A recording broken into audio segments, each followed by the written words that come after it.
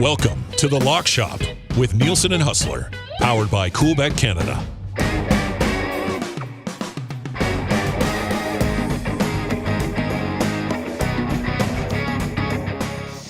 Happy Friday, everybody, and welcome inside The Lock Shop once again. Nielson and Hus back with you, talking some NHL. We're going to be doing some XFL Week 2 picks as well. Of course, if you want to chime in on YouTube or Twitter, just hit us up in the comments section. We can bring in on the show as well. And if you've not yet subscribed to our YouTube channel, make sure you do that at Lock Shop Bets on YouTube. It's all brought to you by our partners at Coolbet. If you could not tell, we both got the Coolbet hoodies on today. I got the hat.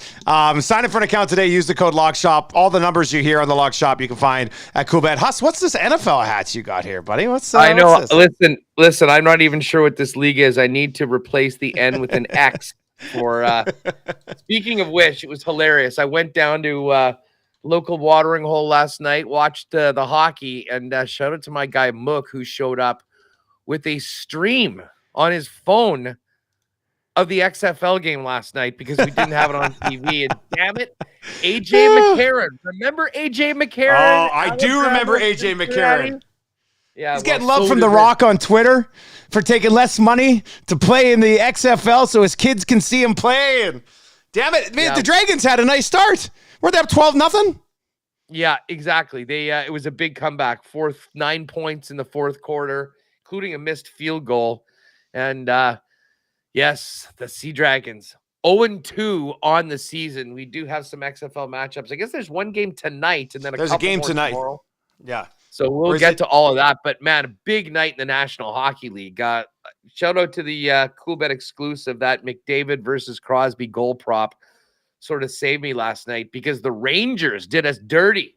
The Rangers did do us dirty. The Rangers are dead to me. Lock Shop play of the day. The Rangers are dead to me. 4-1 loss to the Detroit Red Wings. XFL is Saturday and 2 games Sunday. So it's not tonight. I just double checked. 1 game Saturday, 2 games Sunday. We got picks for all three. And so I don't know if you've anyway. Yeah, the Rangers are dead to me. Not a good night last night.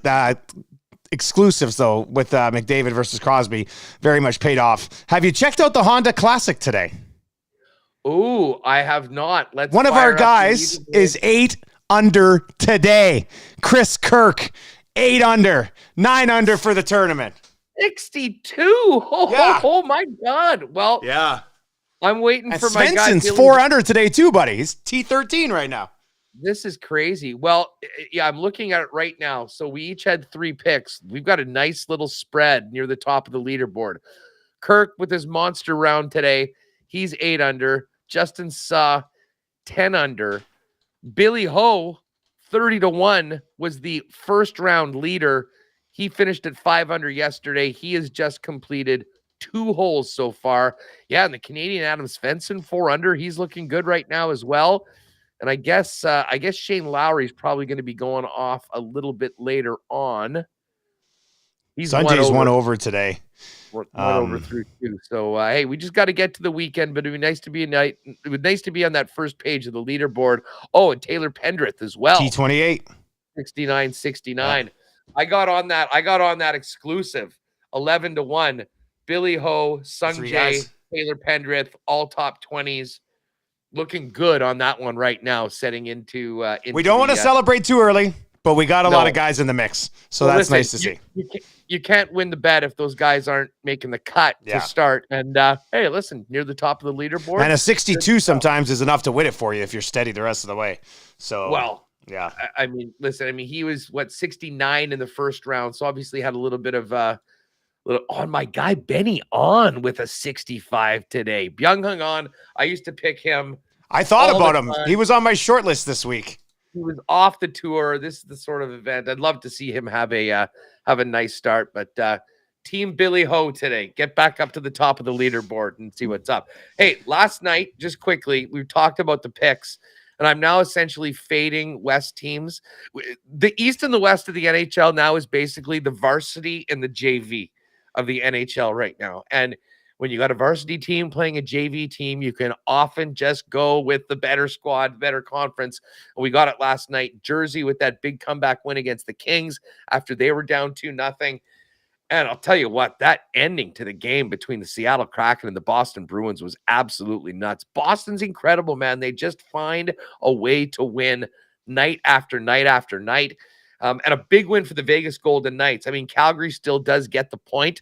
They really wanted to, considering where they were, up. But it was a big, big night in the National Hockey League. And I can't believe we're not even at the trade deadline and there is so much scoreboard watching right now. But that's the way it is. I mean, especially in the West with everybody being so tight. But, man, the Oilers looked pretty darn good last night. And, that was ugly for the Pittsburgh Penguins. Well, Pittsburgh Penguins, I mean, fire Hextall chance. I think a tweet actually made it up into the Jumbotron with the hashtag fire Hextall in the ring. So, tough night last night. The Boo Birds were out. Now you see a story where the head coach wants them to go get Chychrun, and Ron Hextall doesn't want to move any of these future picks. So, little nasty in Pittsburgh. Good news for Pittsburgh here is that they're still right in the thick of it because they got a bunch of games in hand on these teams that they're chasing. So I think going into last night, they had like 4 games in hand on some teams that they were chasing. So I can see that's why the head coach wants to bring in a defenseman and maybe smooth things out a little bit. So, well, the big winner last night was the Detroit Red Wings. I mean, that win, I know we were on the other side, but I watched that entire game. They are playing their asses off right now, and they are now holding down that final spot at 64 points. They're tied with the Panthers, but they have 3 games in hand on Florida. They're 3 points back of the Islanders, who are in 7th right now with 4 games in hand. We could be talking about the Detroit Red Wings returning to the playoffs right now. And by the way, Stevie Y, what a win for the Buffalo Sabres. I mean, they get waxed earlier this week by Toronto. Sort of, we talked about all these makeup games, these games in hand that they had. I don't think anyone, including myself, had them going in and getting 2 out of Tampa in Florida, but they did last night. Huge win for Buffalo, and they're right back at it tonight. Maybe the biggest game when it comes to the playoff implications in the East is Buffalo and Florida dropping the puck tonight. We'll see whether the Sabres can continue that momentum, albeit on back-to-back nights. It's one of 6 games on the slate tonight, the National Hockey League, and let's dive into it here. And actually, that's a game that we both stayed away from, Hus. I'm on 2 games tonight, little parlay at plus 244 if you want it. You got 3 games here at plus 526. We're both on Carolina minus 1.5 at plus 106. Yeah, the Canes are, the class of that division right now, and they just keep on rolling. I've been taking them puck line quite often, and they have been, listen, let's just look at their last number of games. I mean, their last 3 in a row, they've won by 2 or more. I know that for sure. Yeah, exactly. Yeah, 6-2, 4-1, 4-1. And then before that, basically most of their game, they do have a couple 1-goal wins. But the Ottawa Senators are in a real tough spot. That's another desperate team, like so many of them are. But I like Carolina tonight on the puck line. They just continue to roll right now. We're getting plus money on it. Great team at home when you look at their record overall. So sign me up for the Canes tonight. Now, the couple of the other games that I like, these are 2 teams that are going nowhere fast, Montreal and Philadelphia. And I know Philly had a couple tough losses lately, but I actually like the way they've been playing. They certainly haven't quit on the season. And the Montreal Canadiens right now kind of focused in on the draft lottery, most of the people around them. I don't think there's a lot of urgency right now with Marty St. Louis' team. Philly at home, minus 148 favorite. I like them to get the win. We'll just take them on the money line. And then the other game, and this was tough. I obviously watched the Islanders 2 nights ago against the Winnipeg Jets, and they're without a number of important players. No Matt Barzal. JG Pajot is out right now. The Kings, though, are one of those teams that they've got a tough time keeping the puck out of their net, and that might be perfect for the Islanders, who really don't have that normal offensive punch. But holy smokes, are they a structured and relentless team. I think this is a real tough spot for LA after a tough extra time game last night against the New Jersey Devils. And we talked before about where things were at in the standings. The Islanders right now are in that spot. But again, they played 4 more games than Detroit, 3 more than the New York Rangers, 4 more than Pittsburgh. They have to get points when they're playing right now. I say the Islanders get it done. So give me the Islanders minus 123 on the money line. Philly money line minus 148. We're going to throw Carolina at plus 106 on the puck line together. And we will play these picks together as well in a parlay at plus 526. You talked about Carolina.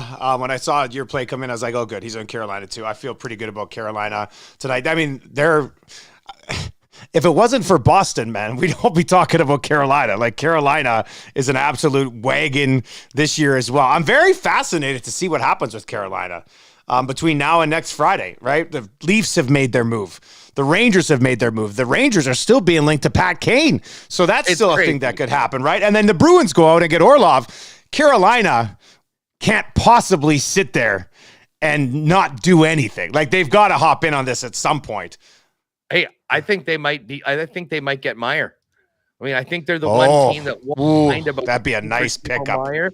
Nice Big time. pickup. And listen, I mean, I've been high on Carolina all year long.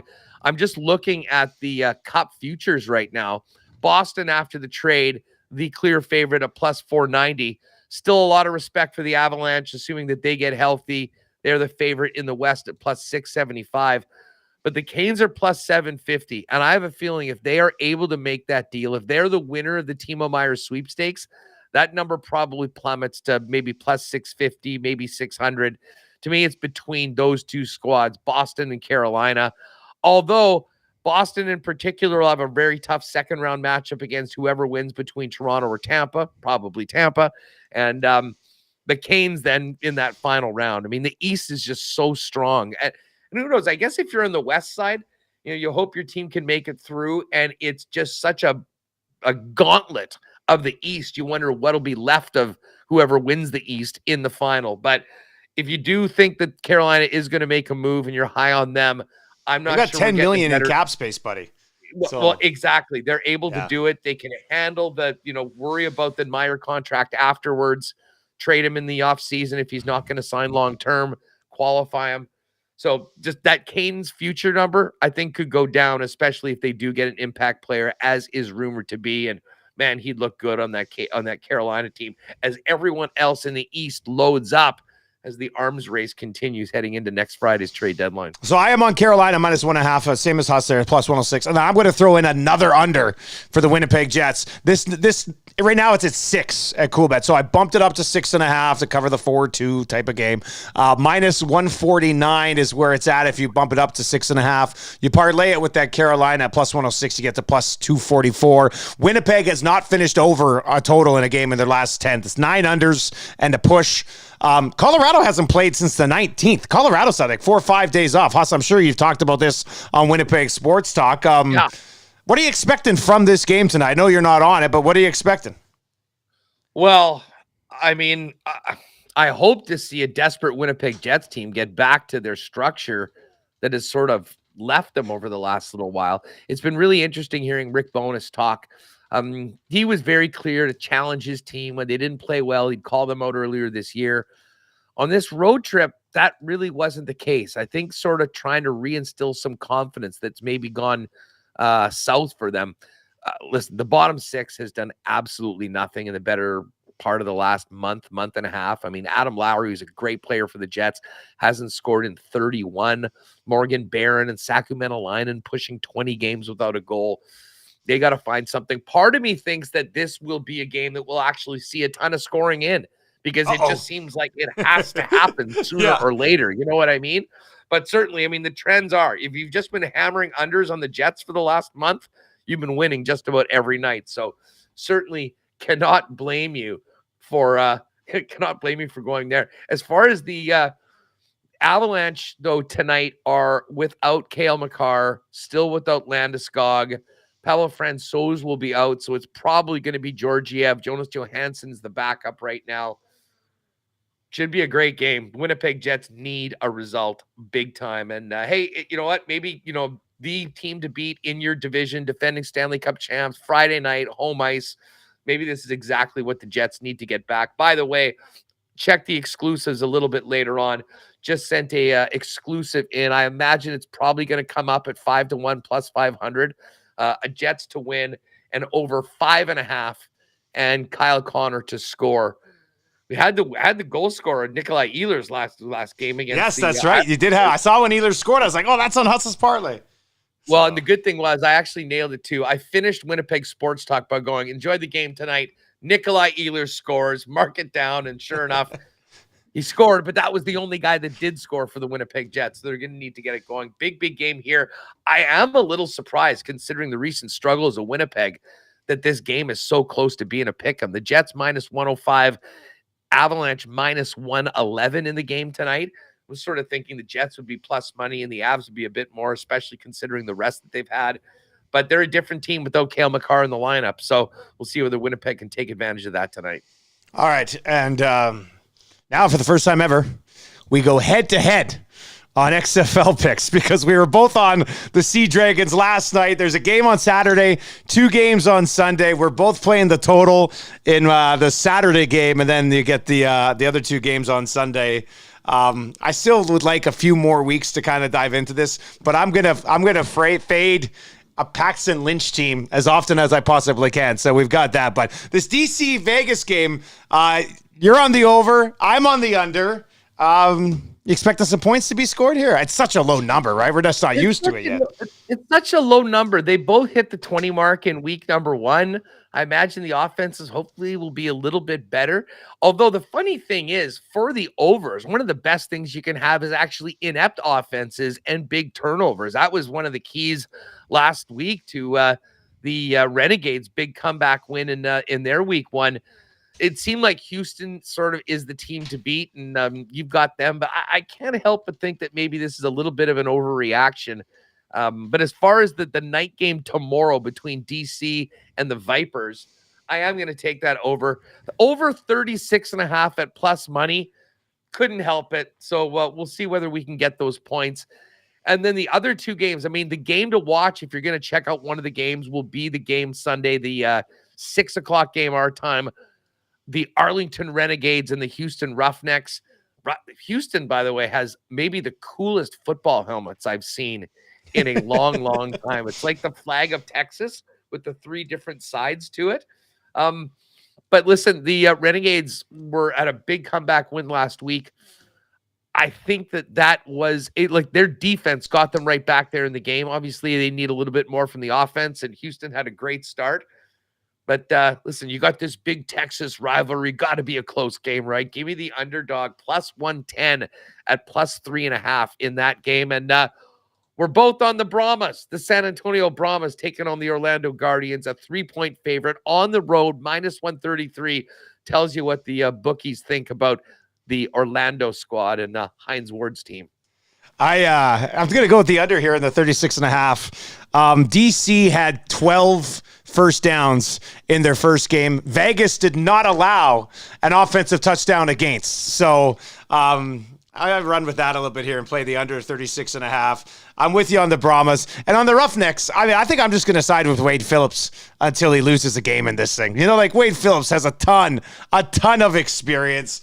They've got some pretty good offensive weapons there. They put up over 30 in week 1, and the number's 3.5 right now at minus 133. So I think early on with the XFL, you kind of have to have a few things that you sort of hook yourself to and then run with it until they buck you. So, I mean, for a team that absolutely rolled in week 1, I'm going to run with them again here at 3.5 because in the XFL, Hus, you never know what can happen from week to week. Hey, you know what? Down 8, no problem. Touchdown and a 3-point convert, and you can win the damn game. Where do you come out on the 3-point convert? Do you think you'd ever work that into these other leagues like CFL or NFL? NFL, no. CFL, probably not. I'd still say no, I think. It's interesting, though.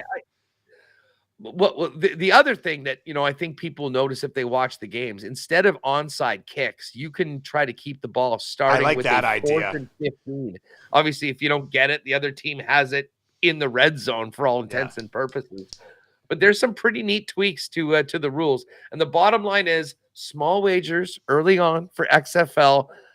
But we love football. There's nothing better than betting on football. We guys still have a long way to the Canadian Football League gets going. So in the meantime, we're XFL guys in the lock shop on a weekly basis. Okay, a couple other things I wanted to get to before we wrap, then we'll wrap. I've had a lot of people texting into my radio show being like, Dusty, do you think Connor McDavid gets to 1,000 points by the end of next season? Because he just passed 800. And I did the math on it. And if he produces at the clip he has so far this season, for the rest of this season and next season, it would put him at about 993 points. So do you think if we talk to the boys at CoolBet, we can get like a futures of will McDavid hit 1,000 by the end of next year? Because I want in on that. I want to text Pat and Jake and see what's up. For sure. And I'll tell you what, I think it will end up being a pretty juicy number. Yeah. Like I know people because you can factor in like injuries, all that stuff, right? Like exactly. I mean, that's assuming playing every single game. That being said, what this guy's doing right now is just, I mean, it's beyond comprehension. I mean, we were talking about that movie made in the Philly game earlier this week. I mean, last night, that poor goalie, like they have no chance right now against him. He embarrassed both of them. Scored on Jari early and then Smith late. So, yeah.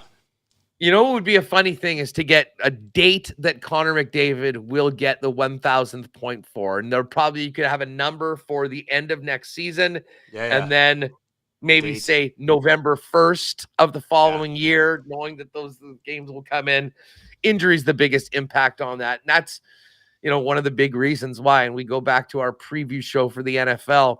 If you just went into all of the season props and hammered 50 unders, you'll be up ahead because injuries, people generally bet the over. They're looking positively on those things. I think this guy's going to have a big season. I'm going to bet this. The minute guys get hurt, miss a couple games, it's very difficult to hit those totals at the beginning of the season. So that's something to think about on those long-term bets when it comes to assuming a guy's going to play every game. Hus, any interest at all in this Jake Paul, Tommy Fury fight?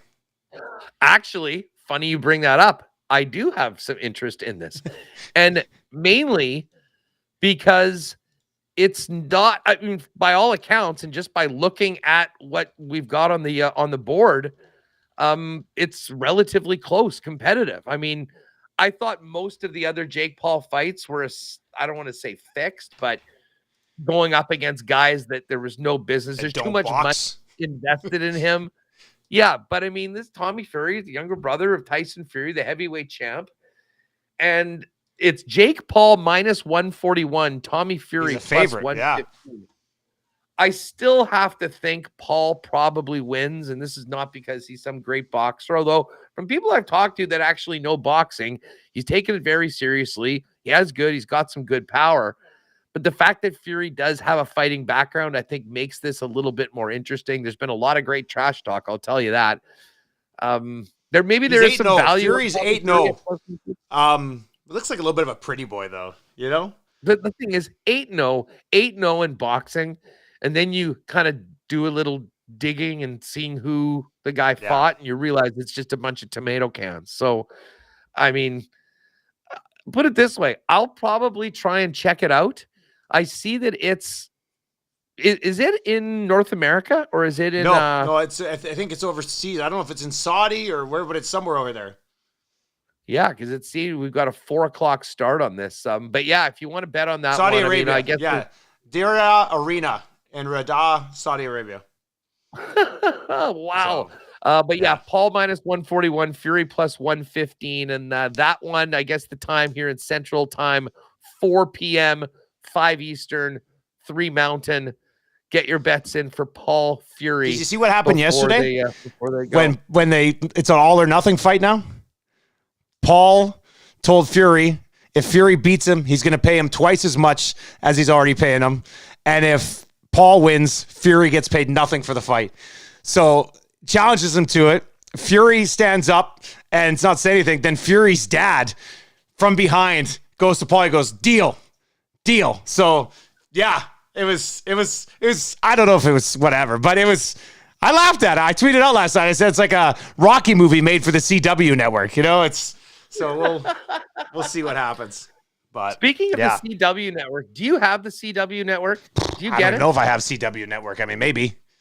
Well, Got a we're lot gonna of find channels. out this week if we actually try and find the Live Golf. Oh, is that lives on CW, isn't it? Yeah, that's right. Well, yeah, that's their thing, and they're not doing it on YouTube anymore. So, but I did see, and this is kind of goes to show their operation right now. A day before their first event, they put out, "Oh, if you're not in the United States, we've created a new site for you to watch it." So I think it's Live Golf Live or something like that, and I have a feeling that's where Canadians will be watching it if anybody cares.